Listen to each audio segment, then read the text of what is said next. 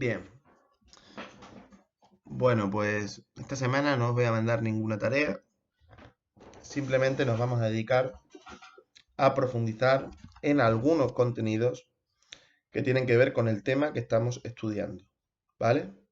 Que es el tema de los fascismos y más concretamente esta semana hablaremos de algunos aspectos vinculados al régimen franquista, ¿no? En concreto, la represión franquista y la lucha contra el franquismo, ¿no? En este vídeo lo que voy a intentar realizar es un recorrido que tiene que ser muy resumido por razones obvias, sobre la oposición al franquismo, ¿no? Sobre la lucha antifranquista. Voy a intentar daros algunas pinceladas básicas sobre qué etapas conoció dicha lucha contra el régimen franquista y qué características tuvo y quiénes la protagonizaron, ¿no? Bueno, lo primero que tengo que decir es que hubo una característica transversal que atraviesa todo el régimen franquista tanto durante los años 40, 50 y 60, ¿vale? Y es que la oposición está muy hegemonizada por la izquierda, ¿no? Y más en concreto por el Partido Comunista de España. Aunque habrá otras corrientes de oposición al régimen, el PC ocupará el papel fundamental en la lucha contra el franquismo, al menos hasta finales de los 60, donde empiezan a surgir con fuerza otras corrientes de oposición. ¿De acuerdo? Pero esa hegemonía que tiene la izquierda y más concretamente el Partido Comunista de España será clave para entender las características, la composición social, los objetivos que se planteará el movimiento antifranquista español. ¿Vale? A partir de aquí, lo que vamos a ir es etapa por etapa, ¿no? Vamos a hablar de cómo se comportó el movimiento antifranquista en los años 40, cómo evolucionó durante los 50 y finalmente qué papel tuvo en la crisis final de la dictadura durante los años 60 y 70. ¿Vale? Bueno, yendo a los años 40, lo que tenemos que tener en cuenta, en primer lugar, es que nos situamos ante un país con unas cotas muy elevadas de represión, sufrida, evidentemente, por aquellos que se identificaban con el bando perdedor en la guerra civil, ¿no? Con el bando de la República. Tanto el año 40, como el año 41, como el año 42, son fechas en las que siguen produciéndose miles de fusilamientos por motivos políticos. Prácticamente hay una continuidad de la represión de masas que se había vivido durante la propia guerra civil, ¿vale? Como podréis imaginar, poner en pie un movimiento de oposición, de lucha contra el franquismo en estas circunstancias era muy complicado. Y era prácticamente imposible que adoptara las formas de movimientos de oposición de masas expresados, por ejemplo, a través de huelgas o de manifestaciones. Estamos hablando en un país donde hay una situación de terror represivo, realmente, ¿no? En ese contexto, lo que nos vamos a encontrar en cuanto a resistencias al régimen, en los primeros años 40, pues va a ser la de gente que se echará al monte como fugitiva, buscando principalmente proteger su vida, buscando principalmente no ser afectados por la represión. Esos fugitivos, evidentemente, se dotarán de armas, dando lugar al inicio de un movimiento guerrillero español conocido con el nombre del Maquis. Pero si nos situamos justo a principios del año 40, este Maquis apenas realiza acciones armadas ofensivas. Prácticamente se limita a proteger su integridad personal haciendo uso de las armas solo en el caso de que fueran descubiertos, ¿no? De que verdaderamente su vida corriera peligro pues, de ser detenidos o de ser asesinados por la Guardia Civil. ¿Vale? No obstante, ya desde en los inmediatos años 40, algunos grupos políticos antifascistas comienzan a intentar organizarse en el interior de España, ¿no? Principalmente será el Partido Comunista de España quien logre tejer una pequeña red clandestina, ¿no? Muy débil, en esos inmediatos años 40, ¿vale? Entonces tenemos un contexto, recién triunfado el régimen, recién implantado el franquismo, en el que la única resistencia prácticamente está protagonizada por pequeñas redes clandestinas o por aquellos fugitivos que se han echado al monte y que protegen su vida mediante el recurso de las armas, ¿no? Pero esta situación da un vuelco durante los años 44-45, ¿no? Se produce ese vuelco en primer lugar porque el bando del eje, eh, Alemania nazi y la Italia de Mussolini, ven cada vez más cercana su derrota en la Segunda Guerra Mundial. ¿Vale? Cada vez es más claro que la guerra la van a ganar las potencias aliadas, ¿no? La Unión Soviética, los Estados Unidos e Inglaterra, ¿no? Y el régimen franquista, evidentemente, había estado identificado durante casi todo el conflicto con Hitler y con Mussolini, con el bando del eje en definitiva, ¿no? Entonces esta coyuntura internacional genera muchas esperanzas entre los antifascistas españoles, ¿no? Porque ven en el horizonte la posibilidad de que en el orden internacional de posguerra se lleve a cabo una fuerte presión contra el régimen franquista que acabe llevando a su derrumbe, ¿vale? En este escenario de esperanzas del antifascismo español generado por el final de la Segunda Guerra Mundial, por la derrota inminente de los fascismos europeos, ¿no? El Partido Comunista de España decide en el año 44 emprender lo que se denominará la Operación Reconquista, ¿no? La Operación Reconquista consistía en una incursión de guerrilleros españoles, de exiliados españoles convertidos ahora en guerrilleros, desde Francia a la frontera pirenaica penetrando por el Valle de Arán, buscando con ello generar un levantamiento popular en España en cuanto se conociera la noticia de esa llegada de guerrilleros procedentes de Francia, ¿no?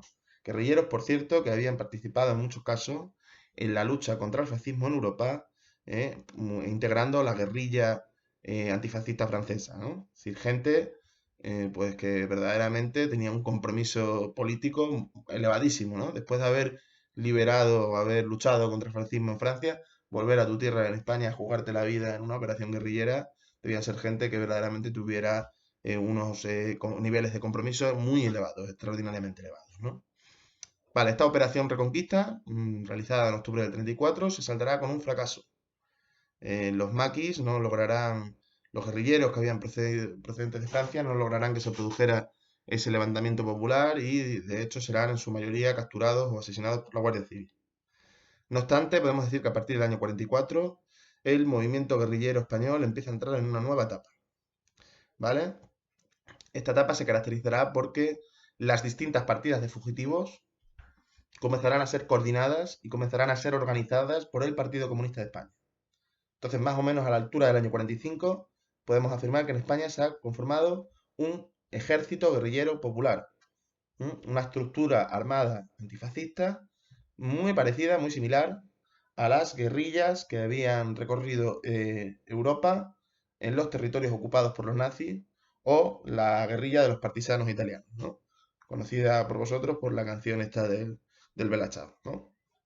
Entonces, en el año 45, 46, 47, está actuando en España un movimiento guerrillero que realiza ya acciones ofensivas, que, por ejemplo, toma pueblos temporalmente donde iza la bandera republicana, que tiene enfrentamientos con la Guardia Civil, que ejecuta a falangistas destacados en la represión, ¿vale? Hay un movimiento guerrillero de cierta potencia, de cierta contundencia, ¿no? Pero, pese a que hay lazos con determinados sectores de la población, hay campesinos que ayudan a la guerrilla, ¿no? En ningún momento se logra tener suficiente influencia como para generar esa ansiada insurrección generalizada de la población contra el régimen. Y además la oposición se da cuenta cada vez más que ni los Estados Unidos, ni Francia, ni Inglaterra van a realizar una labor de auténtica presión contra el franquismo, sino que van a tolerar o incluso van a apoyar la permanencia de este régimen, ¿no? Entonces, ante ese escenario, en la que ya han caído las esperanzas de que el movimiento antifranquista reciba un apoyo internacional significativo, ya cada vez se ven más solos en su lucha contra el régimen, y en ese escenario en la que la guerrilla, pese a que ha logrado una capacidad de organización, bueno, pues notoria, no termina de generar un auténtico levantamiento contra el franquismo, el PC, el Partido Comunista de España, decide ir abandonando la lucha armada de forma progresiva, ¿vale? Desde finales de los 40 y principios de los 50, las guerrillas poco a poco se van disolviendo y la lucha armada va va finalizando, ¿no? La lucha armada protagonizada por el maquis, ¿vale? Entonces llegamos a la década de los 50 y nos encontramos con una oposición que ya no practica la lucha armada. ¿Qué otros métodos de lucha desarrollará? Bueno, pues en primer lugar se empieza a producir una infiltración de militantes, sobre todo comunistas, en el sindicato vertical, ¿no? Está la idea de aprovechar las estructuras que ha creado el régimen, ¿no? Las estructuras de encuadre de la población, por ejemplo, ¿no? Como era este sindicato vertical, esa organización en la que estaban unidos tanto obreros y patronos, empieza a ser utilizado como plataforma en la que infiltrar a opositores antifranquistas, ¿no? También, poco a poco, comienzan a reaparecer las primeras movilizaciones de masas, ¿no? Después del triunfo del franquismo. Las primeras huelgas, principalmente, ¿no? Aquí destacará, por ejemplo, la huelga general del año 48 en Bilbao, que será además una huelga en denuncia de la dictadura en la que participarán decenas de miles de trabajadores, ¿no? Aquí destacan también el conflicto del tranvía de Barcelona, ¿no? Un conflicto que se producirá en el año 51 por la subida de precios del tranvía, un motivo tan económico como este, pero en el que verdaderamente se producirán manifestaciones muy importantes y conflictos con la policía significativos también, ¿no? Comienza en definitiva a reaparecer poco a poco en los años 50 el movimiento obrero, ¿no? Tenéis en cuenta que la represión ya no era tan intensa, ya no se producía en tal nivel de fusilamiento como en los años 40, seguía siendo España efectivamente una dictadura, pero ya no podía sostenerse en el tiempo un nivel de represión tan alto, y esas circunstancias son aprovechadas para que poco a poco empiece a aparecer de nuevo el movimiento obrero, ¿no? Además, en los años 50 empiezan a aparecer otros sectores de oposición al franquismo, compuestos incluso por hijos de los vencedores en la guerra civil.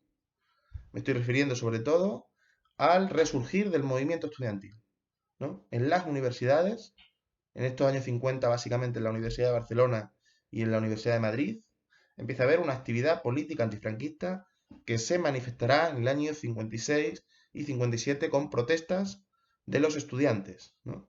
Dirigidas a denunciar el autoritarismo imperante en el sistema educativo y a rechazar al propio régimen franquista, ¿no? Y reclamar un régimen de libertades, ¿vale? Por lo tanto, en los años 50 empiezan a aparecer dos fuentes de oposición, dos movimientos opositores que ya no están vinculados a la lucha armada, ¿no?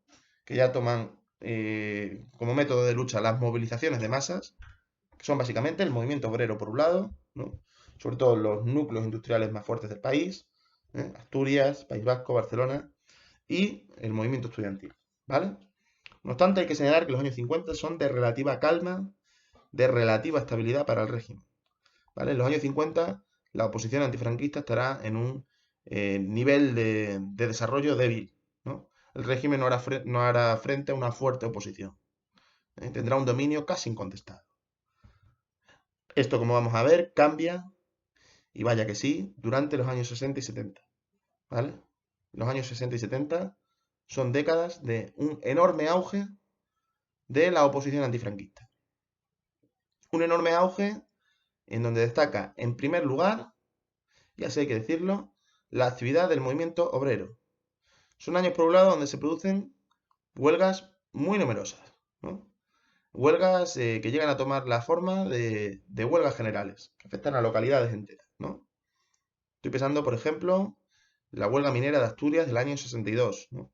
Donde prácticamente todos los trabajadores de la minería se suman, protagonizan un conflicto duro, un conflicto intenso, en el que sufre la represión, varios de ellos son encarcelados, pero en el que finalmente además logran parte de los objetivos que se proponían, mostrando así que la movilización obrera puede lograr cosas incluso en condiciones de dictadura, ¿no?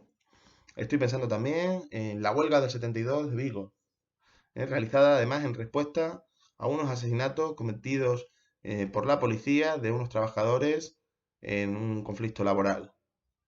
Esa huelga paralizará la ciudad de Vigo durante 15 días, nada más y nada menos.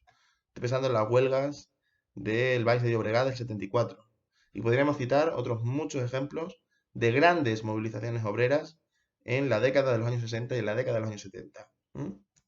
Además, este movimiento obrero, aunque por supuesto incluye luchas en defensa de las condiciones laborales de los trabajadores, incluyen luchas económicas, que piden mejores salarios, que piden mejores jornadas, que piden protección frente a los accidentes de trabajo. Tendrá también un carácter político. Es decir, algunos de los conflictos laborales que se producirán en la época, en los años 60 y 70, pues incluirán reivindicaciones como el logro de la amnistía para los presos políticos o incluirán una denuncia explícita y total del régimen franquista, ¿no? Esto era lo que les hacía más peligrosos a ese movimiento obrero, ¿no? No era un movimiento obrero que estuviera buscando solo mejorar las condiciones laborales, ¿no? Sino que estaba implicándose realmente en la lucha contra la dictadura. Además, es muy importante tener en cuenta que en los años 60 aparece en España un movimiento sindical organizado, independiente al régimen, independiente al sindicato vertical, ¿vale? Que serán comisiones obreras, ¿no? Comisiones obreras eran asambleas, comités, surgidos en los centros de trabajo, surgidos a pie de tajo, que poco a poco van organizándose y van coordinándose hasta llegar a ser un movimiento de rango estatal, ¿no? Presente en prácticamente todo el país, en toda España, con una influencia muy clara del Partido Comunista y con una presencia también de otros grupos políticos, generalmente de izquierda radical, o sea, partidos a la izquierda del Partido Comunista, ¿vale? Entonces tenemos que en los años 60 y 70, en primer lugar, hay una fuerte oposición al régimen protagonizada por el movimiento obrero, ¿vale? En segundo lugar, también lo que se produce es un crecimiento de ese movimiento estudiantil que había surgido en los años 50, a mediados de los años 50. Las universidades se convierten prácticamente en trincheras del antifranquismo, en lugares donde hay una actividad política antifranquista muy amplia, donde hay muchos estudiantes implicados en mayor o menor grado en la lucha contra la dictadura y donde las movilizaciones y las protestas son continuas, ¿no? Podemos citar algunos hechos. Por ejemplo, en el año 69 se asalta el rectorado de Barcelona. En el año 62 hay un encierro masivo de cientos de miles de estudiantes en el monasterio de los capuchinos, también en Barcelona, ¿no? ¿Vale? Ese movimiento estudiantil empieza a estar conectado además con sectores del profesorado universitario, ¿no? Y con sectores de la intelectualidad española que realizan una actividad sorteando la censura crítica con el régimen, ¿no? Durante los años 60 y durante los años 70, muchos intelectuales, muchos artistas, muchos escritores, pues van a orientar su obra en un sentido crítico, de protestas frente a las injusticias sociales, de denuncia contra el régimen franquista y en muchos casos también se van a ver influidos por el marxismo y van a llegar a presentar una militancia pues en el Partido Comunista o en otras organizaciones de izquierda, ¿vale? Entonces tenemos que ya en los años 60 y 70 hay, por supuesto, y esto es central, un movimiento obrero muy potente, pero también un movimiento estudiantil y también una serie de intelectuales, de gentes del mundo de la cultura que empiezan a desarrollar una cultura antifranquista, sorteando de la manera que pueden la censura. ¿Vale? Todos estos elementos, evidentemente, debilitan al régimen, ¿no? Socavan al régimen. Incluso llega a tal punto el desarrollo, la fuerza del movimiento antifranquista que se llega a sumar a él un sector de la iglesia. Fijaos qué cosa más llamativa, ¿no? El régimen que hemos dicho siempre que era un régimen nacional católico con unas relaciones excepcionales de la iglesia. Va a ver cómo a partir del Concilio Vaticano II del 62, ¿no? Donde dentro de la iglesia católica se adoptan algunas posturas progresistas, va a ver a partir de esa fecha, digo, cómo empiezan a surgir algunos sacerdotes pues que comienzan a ligarse al movimiento obrero, que comienzan a participar en protestas sociales y que comienzan a rechazar en definitiva la dictadura, ¿no? Tanto será así que tendrá que habilitarse una cárcel entera, la cárcel de Zamora, creo, a lo mejor lo estoy confundiendo con Burgos, que va a estar destinada principalmente a recluir a sacerdotes antifranquistas, ¿no? Eso nos habla de que la iglesia también tiene una corriente que la recorre en en toda su base, digamos, opuesta al franquismo, ¿vale? Tenemos, por lo tanto, en los años 60 y 70 un movimiento obrero muy fuerte que protagoniza toda suerte de huelgas, ¿vale? Aunque ya murió Franco, recordad que en el año 76 España es el país con más huelgas de toda Europa. Tenemos un movimiento estudiantil que prácticamente ha hecho de las universidades un espacio contrario al franquismo, en su práctica totalidad, al menos en las grandes ciudades del país, Madrid, Barcelona. Tenemos unos intelectuales críticos con el régimen y tenemos hasta sectores de la iglesia que se oponen al franquismo. ¿Vale? En todos estos movimientos sociales el papel del Partido Comunista de España es protagónico, pero también comienzan a surgir otras corrientes de oposición. Aquí tendremos que destacar el surgimiento de toda una serie de grupos a la izquierda del propio Partido Comunista de España, ¿no? Son muchísimas siglas, tampoco tiene sentido que ahora las detalle, ¿no? Digamos que el defecto que va a tener esa izquierda radical es su profunda división, ¿no? Está dividida en muchas siglas. Todos estos grupos comparten su rechazo a que se pueda llegar a una salida reformista del franquismo, ¿no? Ellos consideran que debe romperse con el régimen de una manera tajante, de una manera radical, incluso tendente a construir otro tipo de sistema diferente al capitalista. Y acusan al PC de estar moderándose demasiado y estar yendo hacia una política de pactos con sectores del propio régimen, ¿no? Estos grupos van a tener bastante influencia en el movimiento estudiantil, sobre todo, y también en algunos focos del movimiento obrero, ¿no? Por ejemplo, en el movimiento obrero del País Vasco también van a tener una presencia notoria, ¿vale? Te digo que es un poco complicado decir ahora, ponerme a decir siglas porque son muchísimos. Son muchísimos colectivos pequeñitos, que sí es verdad que si los unes a todos, pues tuvieron un papel significativo, quizás aisladamente no tanto, ¿vale? Esta es la época también, los años 60 y 70, donde surge una organización en el País Vasco, que es ETA, que empezará a realizar acciones terroristas o acciones armadas, mejor dicho, bueno, en fin, acciones contra el régimen, ¿no? Por ejemplo, el asesinato de Carrero Blanco en el año 73, ¿no? Que era en aquel momento presidente del gobierno, ¿no?